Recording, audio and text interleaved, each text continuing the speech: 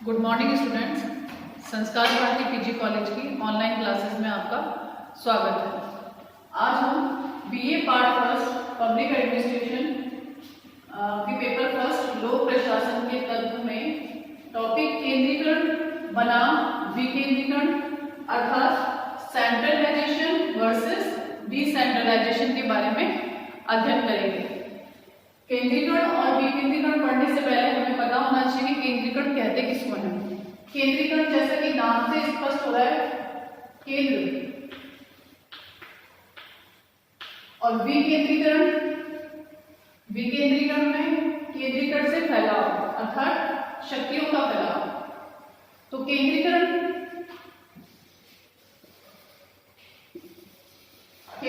की यदि हम बात करते हैं तो प्रशासन की जो भी शक्ति होती है, जब किसी एक केंद्र के हाथ में होती है तो उसे कहते हैं केंद्रीकरण। और विकेंद्रीकरण किसे कहते हैं? प्रशासन की जब शक्तियां स्थानीय स्तर पर स्थानीय संस्थाओं के हाथ में होती है अर्थात फैली हुई होती है, केवल केंद्र के हाथ में न होकर स्थानीय संस्थाओं के हाथ में भी होती है, तो उसे कहते हैं विकेंद्रीकरण। केंद्रीकरण और विकेंद्रीकरण को निर्धारण करने वाले कुछ तत्व निश्चित किए गए हैं। पहला जो है वह है उत्तरदायित्व तत्व, दूसरा प्रशासकीय तत्व, तीसरा कार्यात्मक तत्व और चौथा है बाह्य तत्व। उत्तरदायित्व के तत्व की यदि हम बात करें तो उत्तरदायित्व का तत्व जो है वो केंद्रीकरण को अधिक पक्ष में रखता है, अर्थात उत्तरदायित्वता की भावना जो होती है, उत्तरदायित्व का तत्व होता है वो केंद्रीकरण में अधिक होता है, क्योंकि केंद्र के हाथ में ही पूरी शक्ति होती है, अतः जो भी कार्य होता है वो जिम्मेदारी के साथ में होता है। तो केंद्रीकरण में सबसे अधिक उत्तरदायित्व का तत्व होता है। प्रशासकीय तत्व में हम बात करें तो प्रशासकीय तत्व का अर्थ होता है संगठन जितना पुराना होता है उसमें केंद्रीकरण की शक्ति अधिक होती है। उसी प्रकार से कार्यात्मक तत्व है, काम करने वाले जो भी प्रशासन में कर्मचारी हैं वो अपने शक्तियों के आधार पर कार्य करते हैं, अपनी क्षमताओं के आधार पर कार्य करते हैं। तो कार्यात्मक तत्व भी केंद्रीकरण और विकेंद्रीकरण को प्रभावित करता है। बाह्य तत्व, कुछ बाह्य शक्तियां होती हैं या बाह्य तत्व होते हैं जो केंद्रीकरण और विकेंद्रीकरण को प्रभावित करते हैं। तो ये चार तत्व हैं जो कि केंद्रीकरण और विकेंद्रीकरण को प्रभावित करते हैं। अब हम बात करेंगे केंद्रीकरण के गुण की। केंद्रीकरण में क्या क्या गुण होते हैं? पहला जो गुण है वह है केंद्रीय सत्ता का पर्याप्त नियंत्रण, दूसरा है प्रशासन में एकरूपता, तीसरा है मितव्ययता, चौथा है राष्ट्रीय हित सर्वोपरि और पांचवा है नागरिकों के लिए सुविधाजनक। पहले गुण की बात करें तो वह है केंद्रीय सत्ता का पर्याप्त नियंत्रण।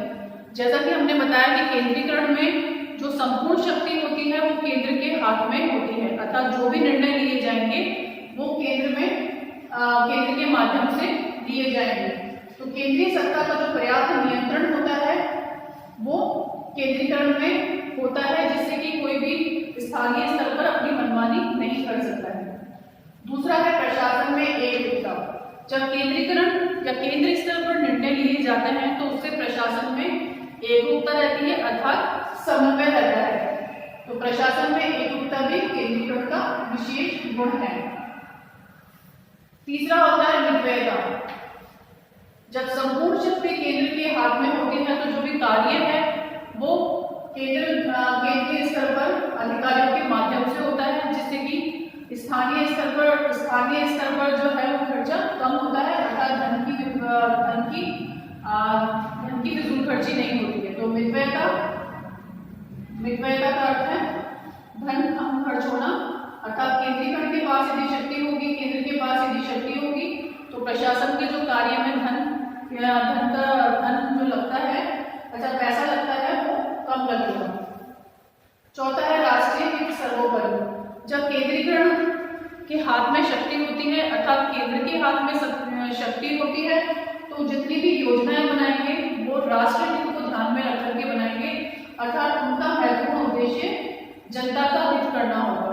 तो केंद्रीकरण में राष्ट्रीय हित को सर्वोपरि माना जाता है। पांचवा है नागरिकों के लिए सुविधाजनक। केंद्रीकरण का प्रमुख गुण है नागरिकों के लिए सुविधाजनक होना, अर्थात जो जनता है उन्हें ये पता होगा कि ये कार्य, ये योजनाएं केंद्र के द्वारा कराई जाएंगी, तो उनके लिए योजनाओं को समझना अधिक सरल हो जाता है। तो नागरिकों के लिए सुविधाजनक भी केंद्रीकरण का एक प्रमुख गुण है। अब हम बात करते हैं केंद्रीकरण के दोषों की। केंद्रीकरण के दोष यहाँ पे 5 दोष बताए गए हैं। पहला है कार्य में विलंब, दूसरा है निर्णयों में त्रुटि की संभावना, तीसरा है प्रशासन में अनम्यता, चौथा है अलोकप्रिय प्रशासन और पांचवा है स्थानीय शासन की उपेक्षा। जहां केंद्रीकरण में कुछ प्रमुख गुण हैं, वहीं कुछ इनके दोष भी होते हैं। तो केंद्रीकरण का जो पहला दोष है वो है कार्य में विलंब। कार्य में विलंब क्यों कहा जाता है? विलंब का मतलब होता है देरी। जब केंद्र के हाथ में पूरी सत्ता होती है, पूरी शक्ति होती है, तो सभी कार्य उन्हें ही देखने पड़ते हैं, सभी योजनाएं केंद्र को ही देखनी पड़ती है। तो कई बार केंद्र के पास कार्यों का भार आ जाता है, जिस वजह से कुछ कार्यों में देरी हो जाती है। तो कार्य में विलंब केंद्रीकरण का दोष है। दूसरे दोष की बात करें तो वह है निर्णयों में त्रुटि की संभावना। जब केंद्र के हाथ में शक्ति होती है तो सारे जो निर्णय लेने के अधिकार होते हैं वो केंद्र के हाथ में ही होते हैं। अगर कोई निर्णय गलत भी होता है तो उन्हें सलाह देने वाला कोई नहीं होता है, वह उनके हाथ में ही पूरी सत्ता एवं शक्ति होती है। अर्थात वो निर्णय जो लेते हैं उन्हें आगे क्रियान्वित करते हैं। यदि विकेंद्रीकरण की व्यवस्था होती है तो उनके नीचे काम करने वाली जो स्थानीय संस्थाएं हैं वो उन्हें सलाह दे सकती है, लेकिन केंद्रीकरण की प्रवृत्ति की वजह से निर्णयों में त्रुटि की संभावना अधिक होती है। तीसरा है प्रशासन में अनम्यता। अनम्यता का मतलब है कि प्रशासन में कठोरता की भावना अधिक होती है। प्रशासन जो है वो सरल नहीं होता है, क्योंकि केंद्र के हाथ में शक्ति होती है। केंद्र में काम करने वाले जो भी व्यक्ति हैं उनमें निर्णय लेने का अधिकार होता है, तो इससे प्रशासन में लचीलापन नहीं होता है, अनियमितता की भावना होती है। चौथा है अलोकप्रिय शासन। केंद्रीकृत शासन को अलोकप्रिय शासन कहा जाता है क्योंकि इसकी लोकप्रियता इतनी अधिक नहीं होती है, क्योंकि समस्त शक्ति जो होती है वो केंद्र के हाथ में होती है। निर्णय लेने का अधिकार भी केंद्र का ही होता है। अर्थात केंद्रीकरण जो शासन है, केंद्रीकरण जो प्रवृत्ति है वो शासन को अलोकप्रिय बनाती है।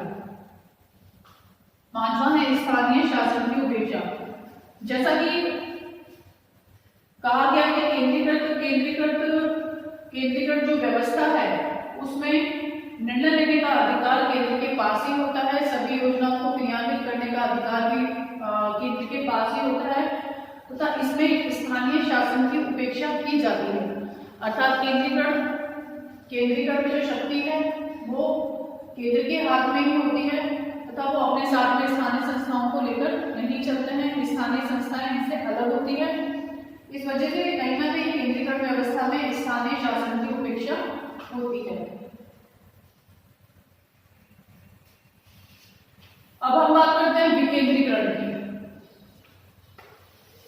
विकेंद्रीकरण का अर्थ है केंद्र के साथ साथ जो भी शक्तियां हैं वो नीचे स्थानीय संस्थाओं के हाथ में भी हो, ताकि कार्य आसानी से हो सके। तो विकेंद्रीकरण व्यवस्था के भी कुछ गुण हैं और कुछ दोष हैं।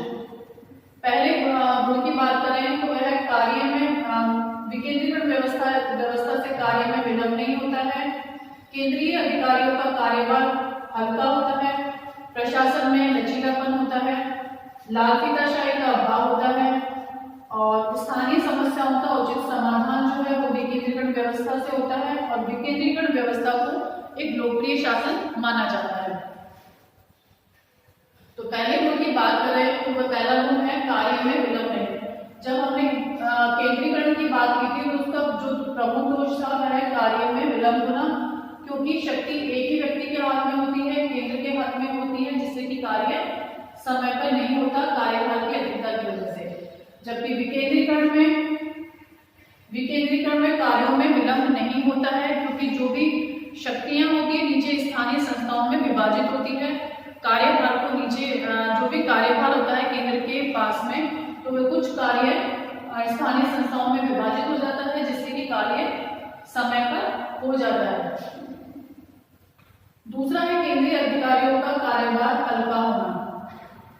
जब विकेंद्रीकरण व्यवस्था होगी अर्थात शक्तियों का फैलाव होगा तो केंद्रीकरण अधिकारियों के पास या केंद्रीय अधिकारियों के पास अधिक कार्य नहीं रहेगा, अर्थात कार्यभार कम होगा। तो कार्यभार हल्का होना भी विकेंद्रीकरण का एक प्रमुख गुण है।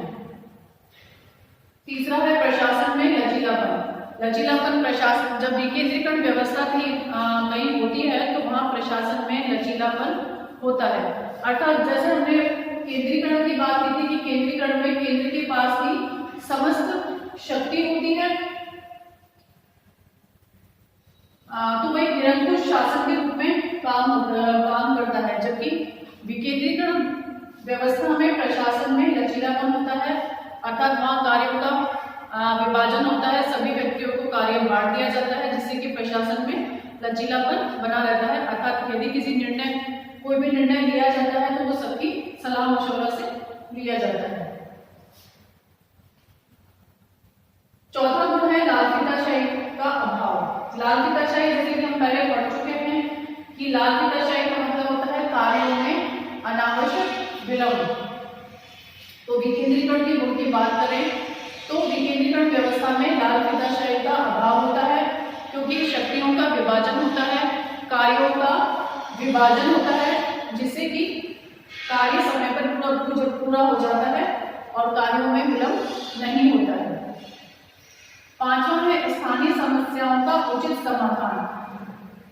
जब केंद्रीकरण से शक्तियां जो है वो स्थानीय संस्थाओं में विभाजित होती है अर्थात स्थानीय स्तर पर जो भी समस्याएं हैं वो स्थानीय आधार पर भी सॉल्व हो जाती है, क्योंकि केंद्रीय स्तर पर जो अधिकारी हैं वो स्थानीय स्तर के जो जनता है उनके संपर्क में नहीं आता है, जबकि यदि शक्तियां स्थानीय संस्थाओं के हाथ में होगी तो उन समस्याओं का समाधान आराम से हो जाएगा या आसानी से हो जाएगा। क्योंकि शक्तियां जो होती हैं विकेंद्रीकरण में शक्तियां जो होती हैं विभाजित होती हैं, कार्य विभाजित होता है, सभी मिलकर कार्य करते हैं। तो एक लोकप्रिय शासन के रूप में भी विकेंद्रीकरण व्यवस्था को माना जाता है, क्योंकि जो स्थानीय स्तर पे जो लोग होते हैं वो ज्यादातर विकेंद्रीकरण व्यवस्था में काम करने वाले अधिकारी और कर्मचारियों को जानते हैं, क्योंकि वो जनसंपर्क जो अधिकारी हैं और कर्मचारी हैं वो निरंतर जनता के संपर्क में रहते हैं, जिससे कि वो शासन जो होता है वो लोकप्रिय होता है। अब हम बात करते हैं विकेंद्रीकरण के दोष की। पहला जो दोष है वह है केंद्रीय सत्ता का अपर्याप्त नियंत्रण, दूसरा है समन्वय का अभाव, तीसरा है अपव्यय, चौथा है राष्ट्रीय हित के स्थान पर स्थानीय हित, पांचवा है प्रशासन में एकरूपता का अभाव, छठा है स्थानीय राजनीति का दुष्प्रभाव।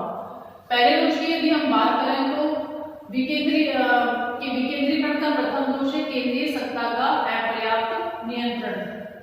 विकेंद्रीकरण व्यवस्था में शक्तियों का विभाजन होता है, अर्थात शक्तियां कई लोगों के हाथ में होती है, तो कहीं ना कहीं केंद्रीय सत्ता का नियंत्रण स्थानीय स्तर पर नहीं होता है। केंद्रीय सत्ता के अपर्याप्त नियंत्रण से कार्यों में नियंत्रण नहीं हो पाता है, अर्थात विकेंद्रीकरण का जो दोष है उसमें केंद्रीय सत्ता का नियंत्रण अपर्याप्त होता है। दूसरा है समन्वय का अभाव। जब स्थानीय स्तर पर काफी सारे अधिकारी और कर्मचारी कार्य करते हैं तो उनमें आपस में समन्वय की समस्या रहती है, क्योंकि अधिकारी और कर्मचारी आपस में मिलकर कार्य करते हैं तो कहीं ना कहीं उनके निर्णयों में एकरूपता नहीं होती है, वहां समन्वय उत्पन्न हो जाता है। तीसरा है अपव्यय। अपव्यय का अर्थ है धन का विकेंद्रीकरण व्यवस्था में जो धन है वो अधिक खर्च होता है, क्योंकि कार्य अधिक होता है, तो अपव्यय जो होता है, अपव्यय की जो समस्या है वो विकेंद्रीकरण में होती है। चौथा है राष्ट्रीय हित के स्थान पर स्थानीय हित सर्वोपरि। जैसा कि हमने केंद्रीकरण में पढ़ा था कि केंद्रीकरण में राष्ट्रीय हित को महत्वपूर्ण स्थान दिया जाता है, लेकिन विकेंद्रीकरण व्यवस्था में शक्तियां जो होती हैं वो स्थानीय स्तर पर फैली हुई होती हैं, तो वहां पे राष्ट्रीय हित के स्थान पर स्थानीय हित को सर्वोपरि स्थान दिया जाता है, क्योंकि अधिकारी और कर्मचारी स्थानीय स्तर पर लोगों से जुड़े हुए होते हैं।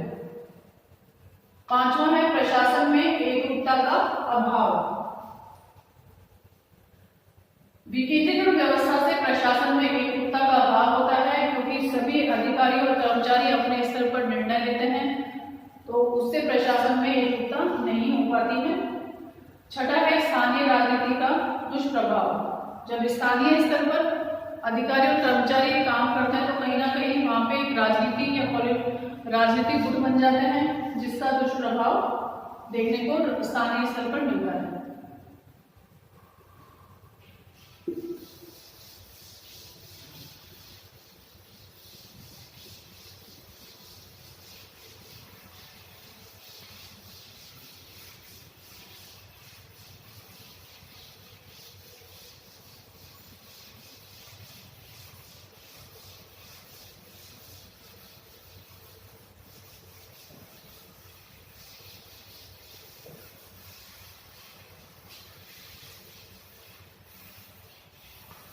अब हम बात करते हैं लघुत्रात्मक प्रश्न किस प्रकार से हमें बनते हैं। इसमें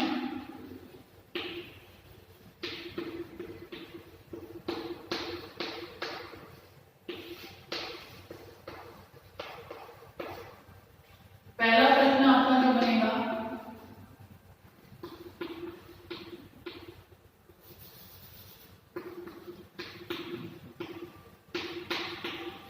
केंद्रीकरण का अर्थ स्पष्ट कीजिए।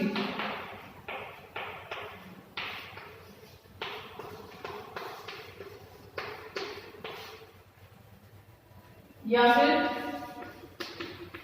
केंद्रीकरण व्यवस्था को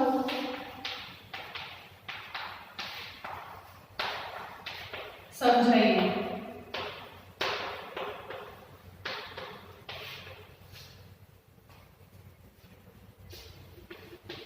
इसी प्रकार विकेंद्रीकरण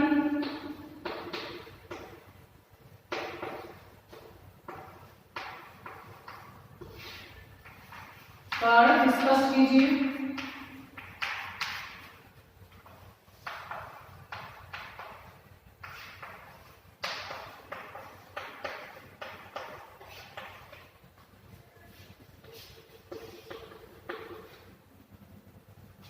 या फिर विकेंद्रीकरण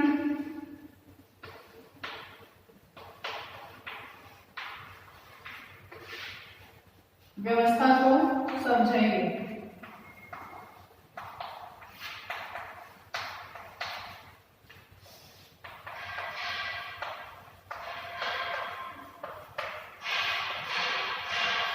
केंद्रीकरण का अर्थ स्पष्ट कीजिए, केंद्रीकरण व्यवस्था को समझाइए, विकेंद्रीकरण का अर्थ स्पष्ट कीजिए और विकेंद्रीकरण व्यवस्था को समझाइए। तो किसी प्रकार से भी आपका प्रश्न बन सकता है।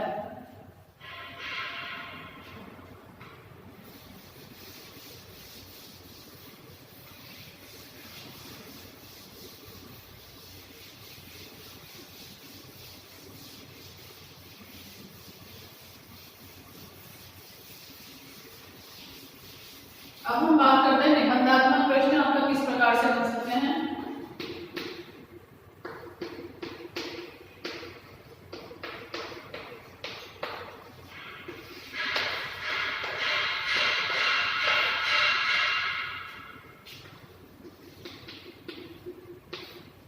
निबंधात्मक प्रश्न में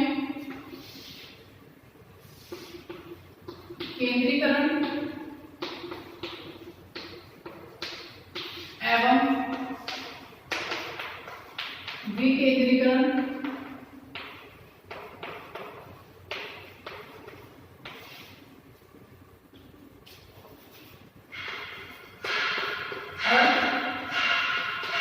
स्पष्ट कीजिए।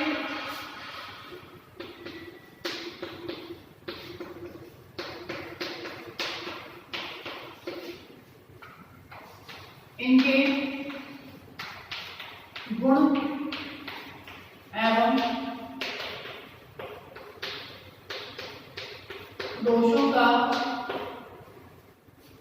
इसका वर्णन कीजिए।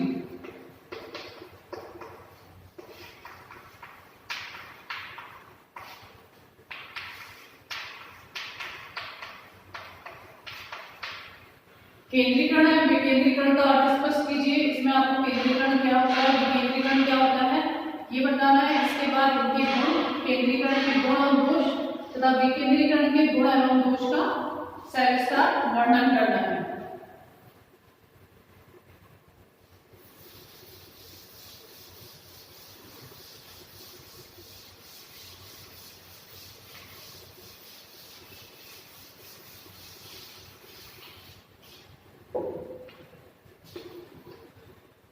सबसे पहले आपको जो क्वेश्चन समझाना है, आपको निबंधात्मक प्रश्न समझाना है, तो उसमें आप भूमिका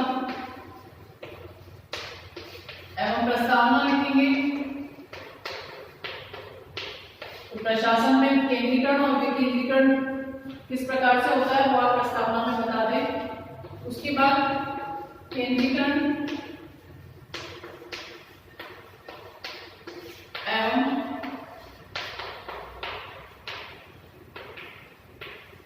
विकेंद्रीकरण का अर्थ,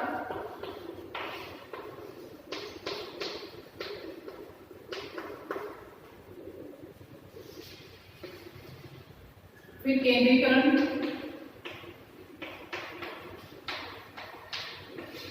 एवं विकेंद्रीकरण के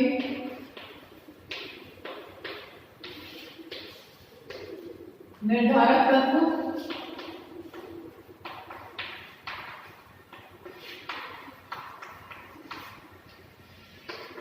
फिर हम बात करते हैं केंद्रीकरण के गुण, केंद्रीकरण के दोष,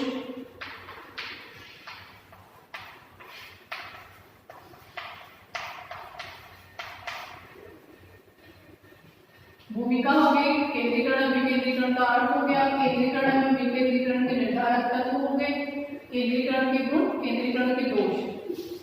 इसके बाद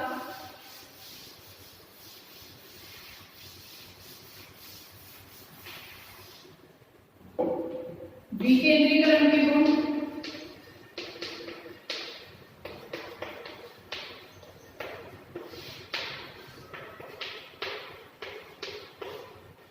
विकेंद्रीकरण के दोष,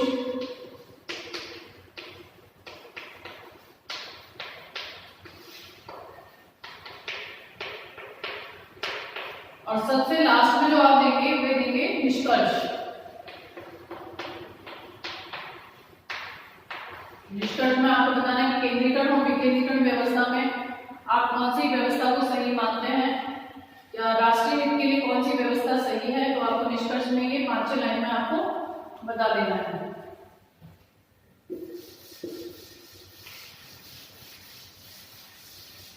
पॉइंट्स के माध्यम से आपको प्रश्न को समझाना है, चार्ट के माध्यम से बताना है। तो केंद्रीकरण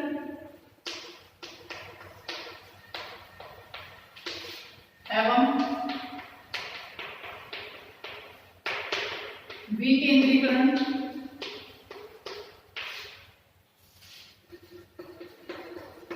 निर्धारक तत्व, जो हमने 4 तत्वों की बात करी थी अभी प्रश्न में, वो आपको चारों तत्व यहाँ पे बताने हैं, लिखने हैं। इस प्रकार से आपको लिखने के बाद फिर आपको वो चारों डिस्क्रिप्शन में आपको एक्सप्लेन करना है। इसके बाद आप केंद्रीकरण के गुण जो बताएंगे आप, उसमें भी आप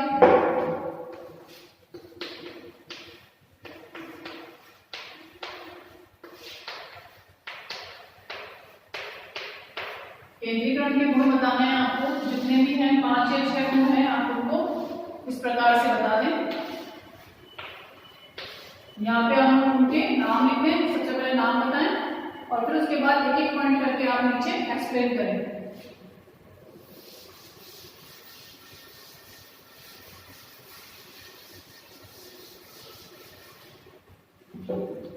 केंद्रीकरण के दोष,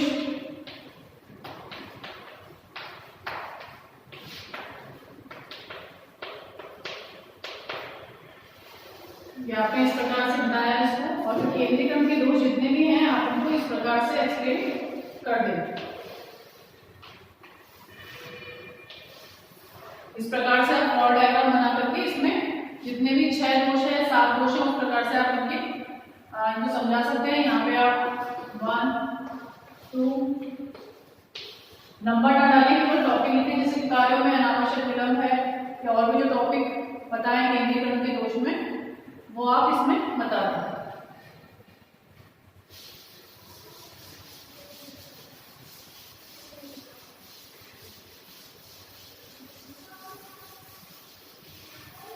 उसी प्रकार से आपको विकेंद्रीकरण के गुण बताना है, तो विकेंद्रीकरण के गुण भी आप हेडिंग डालें विकेंद्रीकरण,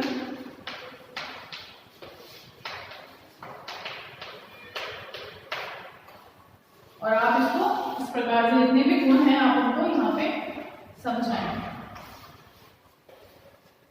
इस प्रकार से आपका जो प्रश्न है उसमें आपके 3-4 चार्ट हो जाएंगे, 3-4 आप फ्लो डायग्राम के माध्यम से आप अपने प्रश्न को अच्छे से प्रभावित बना सकते हैं।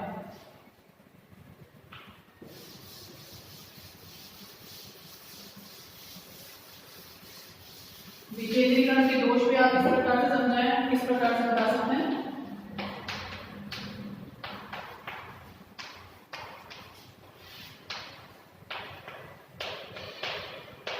जैसे कि आपने इसको इस प्रकार से बनाया, बॉक्स में बंद किया, और फिर आप यहाँ एरो लगा सकते हैं, एरो लगा के भी आप बता सकते हैं।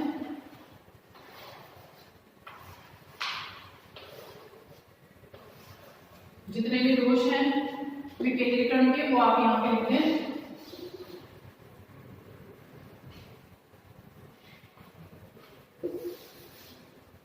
जैसे 1 नंबर में जो दोष है, फिर सेकंड,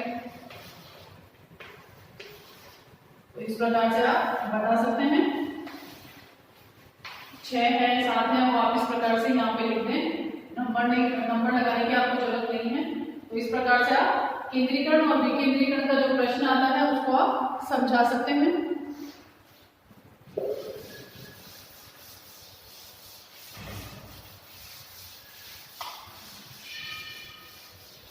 प्रश्न में आप ज्यादा से ज्यादा कोशिश करें कि आप उसे डायग्राम के माध्यम से बताएं। डायग्राम बनाने के बाद फिर आप जो पॉइंट वाइज उनको एक्सप्लेन करें, और जितना ज्यादा से ज्यादा हो आप कलर पेन जो भी चार्ट वगैरह बनाए या फ्लो डायग्राम बनाए उसमें आप कलर पेन यूज कर सकते हैं।